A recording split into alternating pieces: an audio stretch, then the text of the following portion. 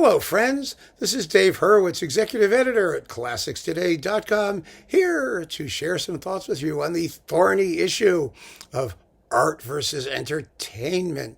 I say all the time about music, folks, it's just entertainment. Even classical music, it's just entertainment, and therefore something ephemeral, something optional, something that you can have or not have as you see fit. And I get these horrified reactions. Well, of course, it isn't really entertainment. Well, yes, it really is entertainment. And it's important, I think, that we understand that it's entertainment, treat it like entertainment, and most importantly, not be embarrassed by the fact that it's entertainment, because to deny the fact that classical music is entertainment is simply delusional. This is what it is. And I'm going to try and explain this a little bit more carefully, because we have to divorce from ourselves the idea of how much we like it and how important it is in our lives. I adore music. I adore it. If I could not listen to music, my life would be miserably reduced in enjoyment. My life would be an empty wasteland. I can't imagine not living with music. That doesn't mean it isn't entertainment. It makes it a particularly important kind of entertainment. Sorry about that. That makes it a particularly important kind of entertainment for me. Maybe not for anybody else. I know people who value other kinds of entertainment. They value sports. If the football season doesn't happen, terrible things in my family will ensue, believe you me. Stuff like that. If you can't do the crossword puzzle, that makes your Sunday far less rewarding than it might otherwise be. But that's all entertainment. And it's so important that we be sensible about it. Now let's look at the word entertainment. I know, don't you hate it when people whip out a dictionary? But it actually is very, very interesting and helpful in this case. So I have here, what is this? The Cambridge University Dictionary Online. And it says, it has three basic definitions of entertainment. The first is to keep a group of people interested or enjoying themselves. Well, I think music definitely qualifies as something which is interesting and enjoyable.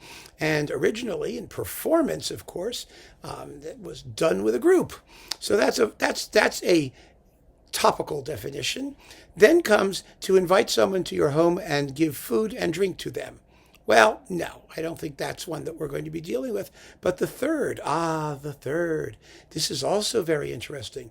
To hold something in your mind or to be willing to consider or accept something.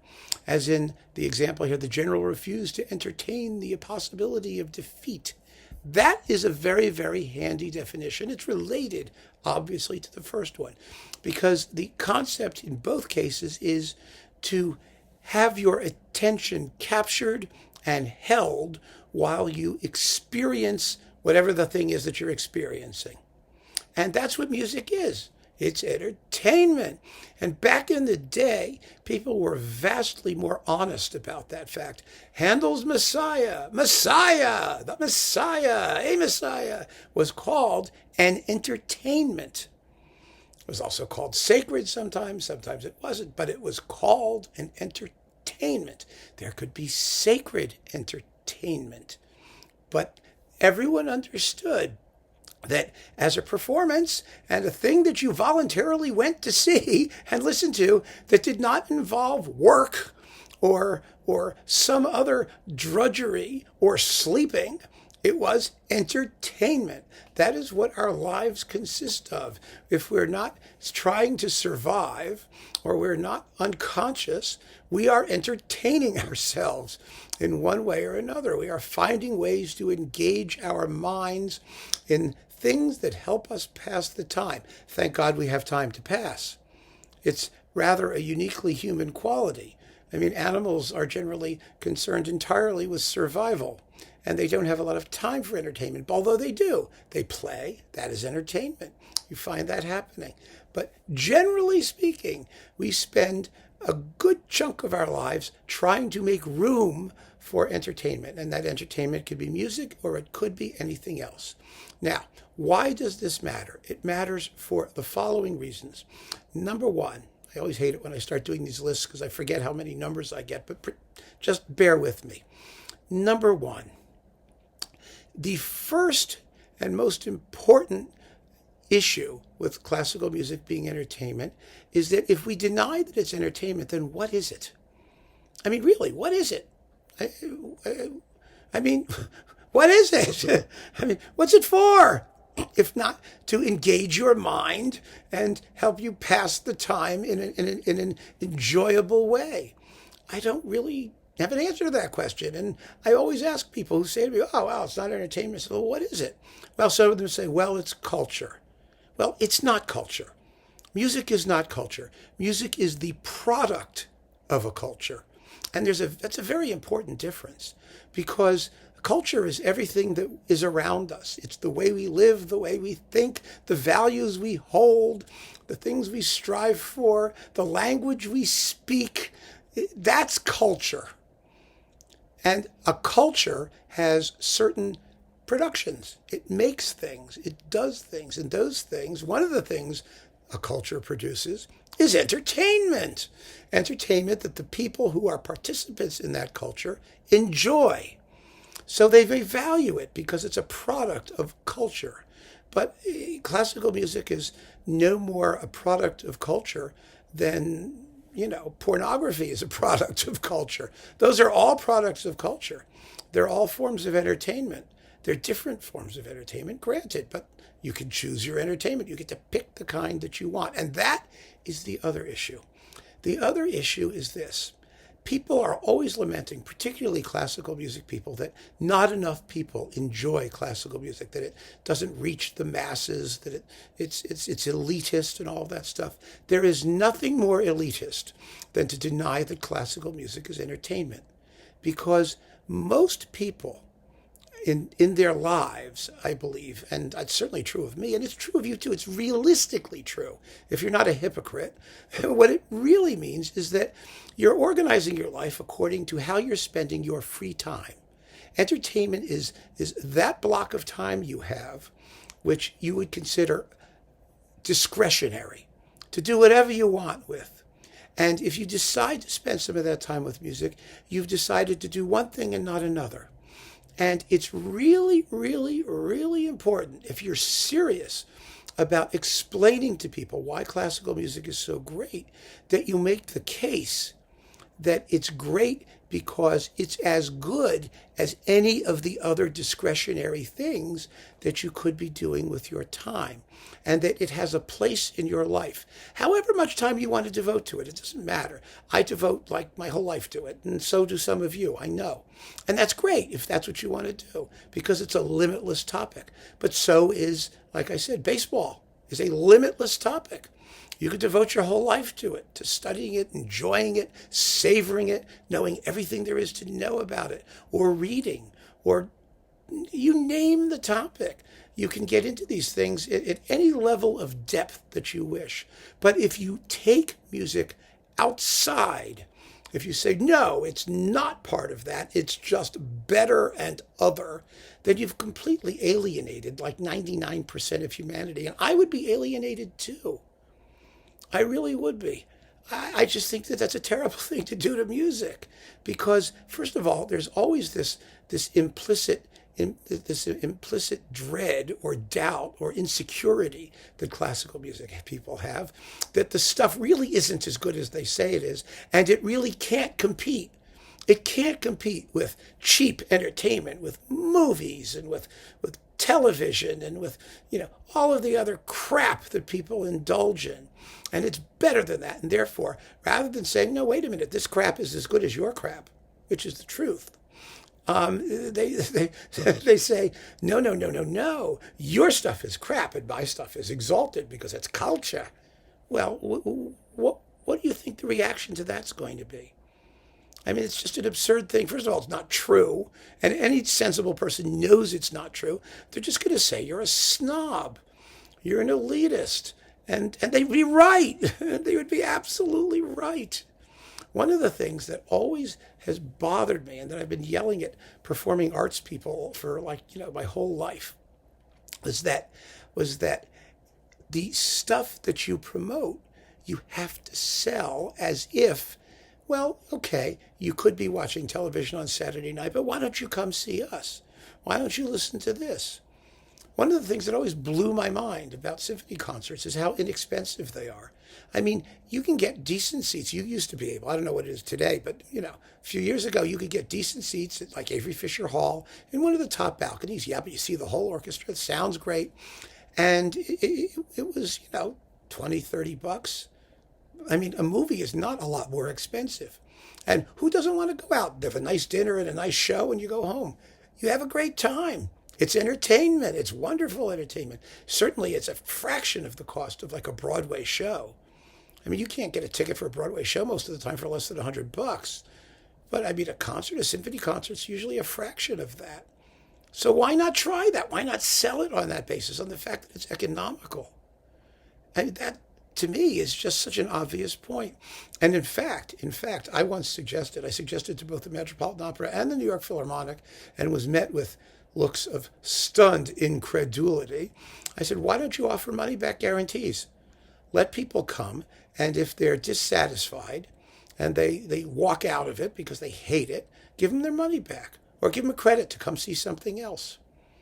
Why not? Don't you have confidence in the product that you're selling? I said to them. But, that would just be absolutely inconceivable. Why? Because the flow of money has to be one way. It's always, there is never enough money. We are never given enough respect. We are never given enough consideration. We deserve to exist because we're culture, because we're somehow uplifting humanity. Well, I mean, so go broke and see who cares. Or just spend your time trying to suck more money out of your tiny little audience of rich people that cares about culture. I mean, and that's what they do. That's what they do because they refuse to accept the implications of the reality that is that they are just entertainment and that people have options in how they spend their entertainment time and their entertainment money.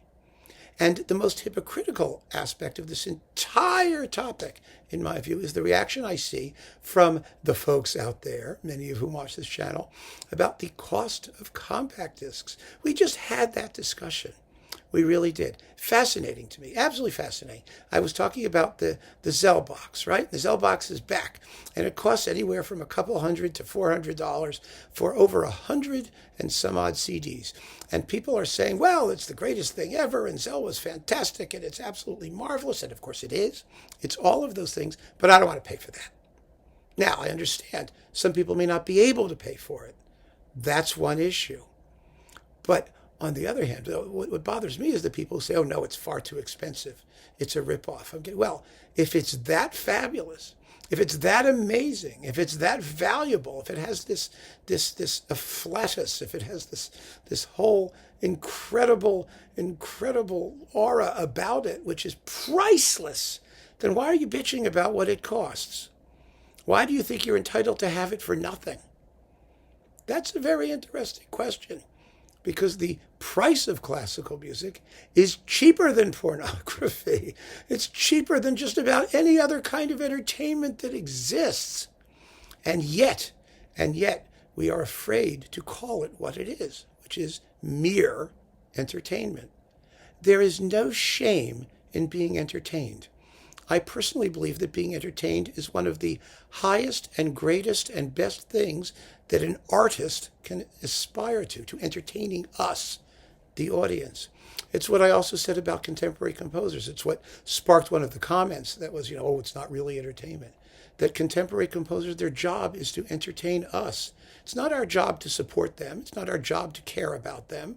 It's not our job to have this sort of abstract theory that we have to give them money so that we can prove that we're a superior culture. I don't believe any of those things. I truly don't. I believe they have a responsibility to amuse, entertain, and somehow keep us engaged. It could be very serious entertainment. It could be very thoughtful. It could engender emotions that are deep and tragic. And I mean, obviously, the Bach St. Matthew Passion is not light entertainment, but it's entertainment. And not only is it entertainment, but they knew it was entertainment. And Bach wrote it as entertainment. Why? Because people wouldn't have gone to church unless they were entertained. That was why there was always been this enormous conflict, a losing conflict, I might add, between the religious authorities and the presence of music in the church, of music and religion, because everyone has always known that music is entertainment. It's distracting. And in particular, it distracts people. The active performance, first of all, the visual active performance is distracting, which is why women were always barred, because God forbid, literally, God forbid, that you should be thinking about sex rather than what you're supposed to be thinking about when you're in church, but also because people are not going to sit there and be oppressed by the basic message of religion, which is to inculcate fear and obedience in those who are present, without some sort of payoff. And the payoff is musical entertainment.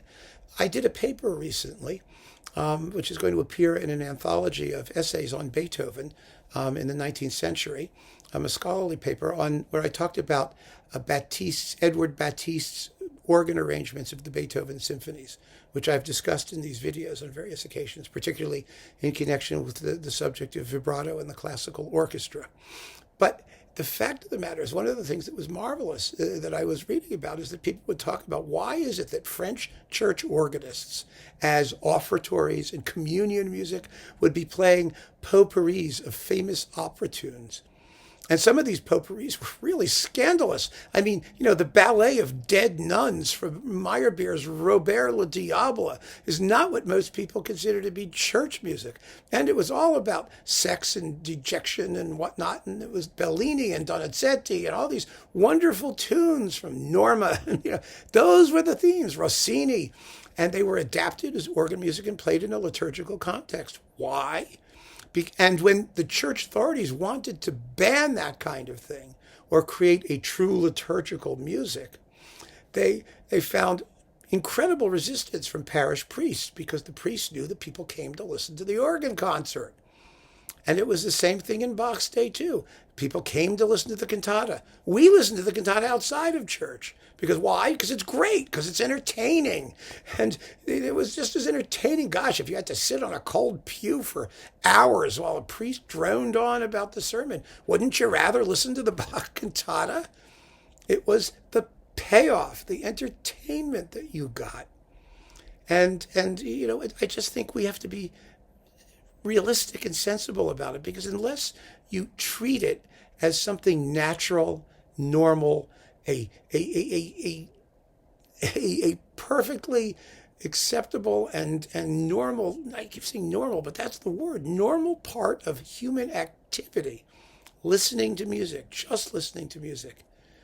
Unless we look at it that way, there's no way we can explain to somebody else or sell the product, if you're in the industry, to the people at large, unless you're honest about what it is. You have to be honest about what it is, because people know. They know when they're having their leg pulled. They know when you're a used car salesman and you're just engaging in puffery. And I really think people should give that some thought. I think classical music listeners really need to give that some thought. I can't do anything if somehow, you think that you're a better human being because you like classical music, which makes you better than the next guy. But that has nothing to do with music. That has nothing to do with what it is. It has nothing to do with what it does. It has nothing to do with any of those things. And it has nothing to do with how you listen to it in your life. Why you do it and what it does for you is your problem. That's not something I can address.